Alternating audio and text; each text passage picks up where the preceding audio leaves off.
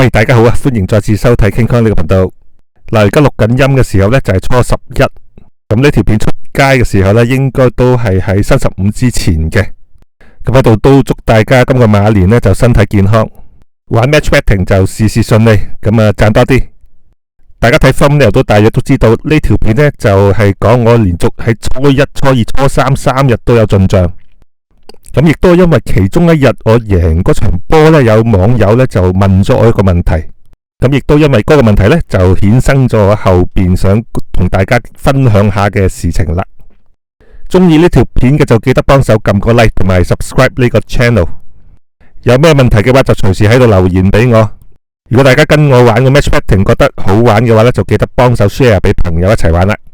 如果想緊貼啲我 match betting 嘅資訊呢，就不妨 follow 埋我 Threads 嘅 account。咁我喺嗰度呢，就會比較快啲，會答到大家嘅問題嘅。好，咁我哋而家即刻入正題。今個馬年呢，似乎就十分之旺我。咁我喺大年初1、2、3呢，都分別有所進賬。先講下年初一嗰場波先。咁啊係歐聯嘅附加賽嘅第一回合啦。咁就係摩納哥就對 PSG。比賽就2-3，咁啊摩納哥入2球先，跟住就 PSG 就連轟3球就反超前3-2 2 up 嘅。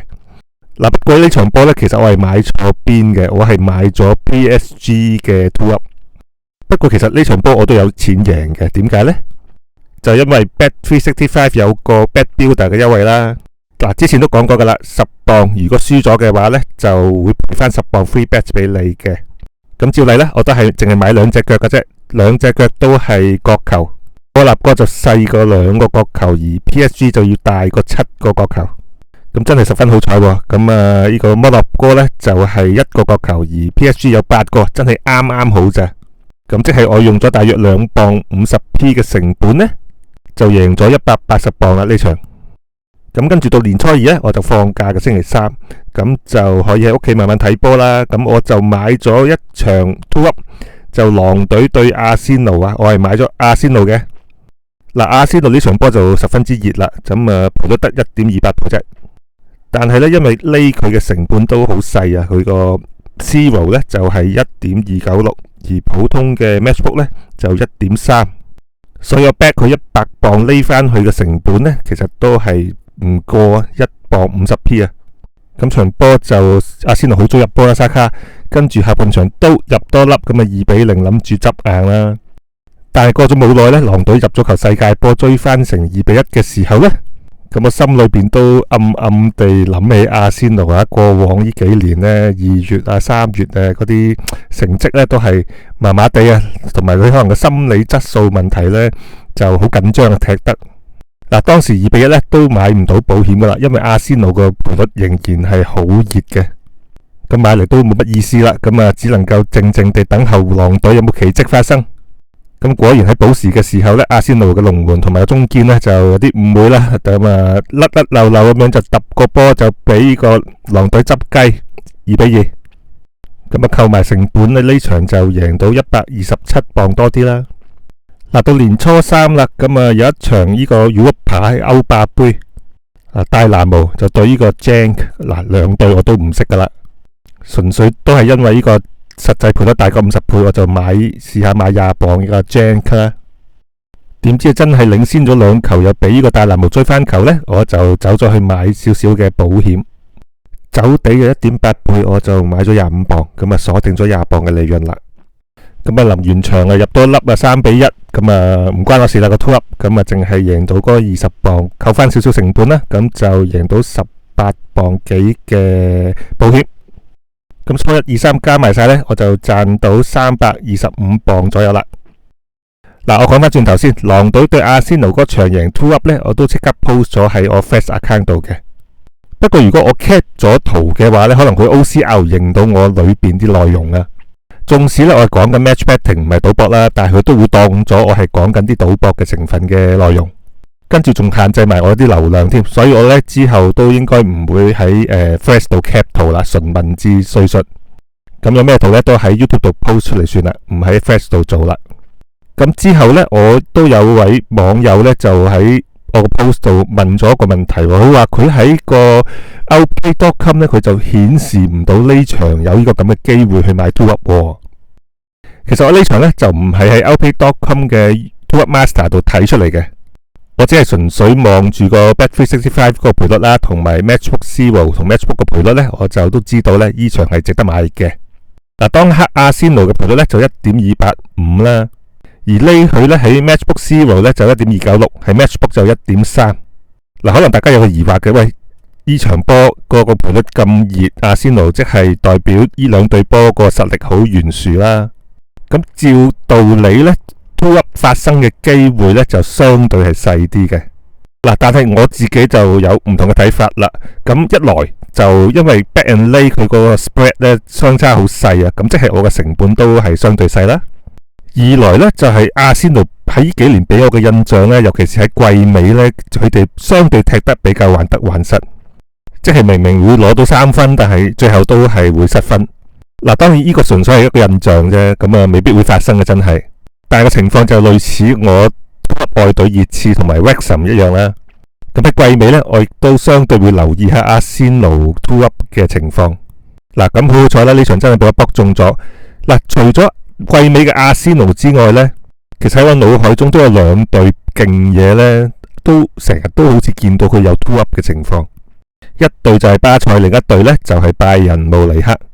嗱，咁我就忽發奇想啦，咁啊，不如試下睇晒上屆5大聯賽嘅冠軍球隊，由呢一刻望翻上去成個25年，究竟佢哋每一隊有幾多場有發生過 2up 呢？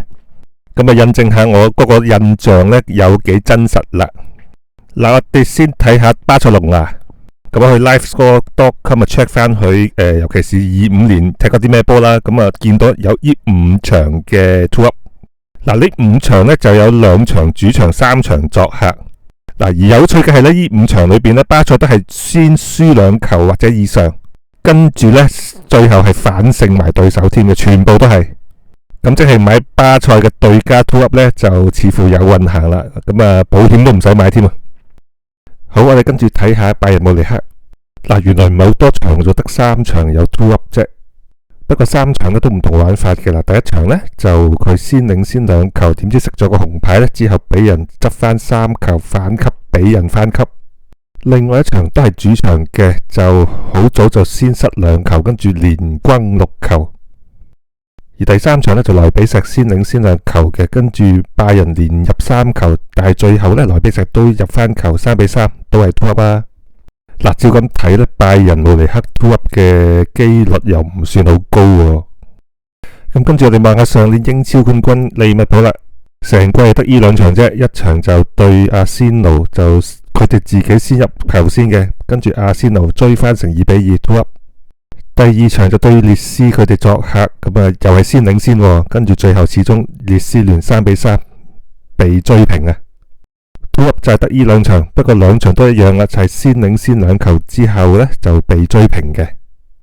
好，跟住我哋睇下法甲冠軍 PSG， 嗱，計埋啱啱佢對摩納哥嗰場 2up 呢，就總共有4場嘅。嗱，佢同巴塞羅那一樣嘅，佢哋都係先失2球之後呢追翻和，甚至乎反超前嘅。不過就冇巴塞咁霸氣啦，就有2場呢就追和啫，有2場呢就係反勝。嗱，最後一隊就係上屆意甲冠軍拿波里啊。不過唔好意思啊，左溫右溫炒咗成年，佢哋似乎呢冇一場 2up 關佢呢隊波事噶。嗱，咁呢個小統計究竟講咗啲乜嘢俾我哋聽呢？就係至少有2支強隊啊，巴塞同埋 PSG 呢，有佢哋呢2隊波嘅 2up 嘅比率呢都唔細噶。嗱，呢個表呢就係24-25年巴塞成季踢咗幾多場波，聯賽38場，咁就國內啲杯賽呢就有8場波，咁啊歐聯呢就踢咗14場，總共踢咗60場。嗱，就計阿巴塞60場啦，即係每場有2隊，即係120個機會。又或者咁講，60場有5場 2up，即係有每12場有1場啦。咁喺嗰12場裏邊有每場有2隊波啦，即係有24%嘅機會你會中到 2up。咁用翻我哋玩輪盤嗰個比喻啊，咁50倍我哋先落注 2up 啊嘛，亦即係話我哋中 2up 嘅機會呢係24%。而個賠率呢係會大過50倍。而另外巴塞同 PSG 都一樣啦，佢哋都有個趨勢嘅，就係開對面嗰隊波嘅 2up，而佢哋絕對係有能力呢追平甚至乎係翻級嘅。巴塞全部翻級添啦。咁就因為呢個趨勢，大家不妨以後都留意多一下 PSG 同埋巴塞嘅比賽啦。好，咁我哋呢一集就講到呢度先，咁我哋下一集再見，拜拜。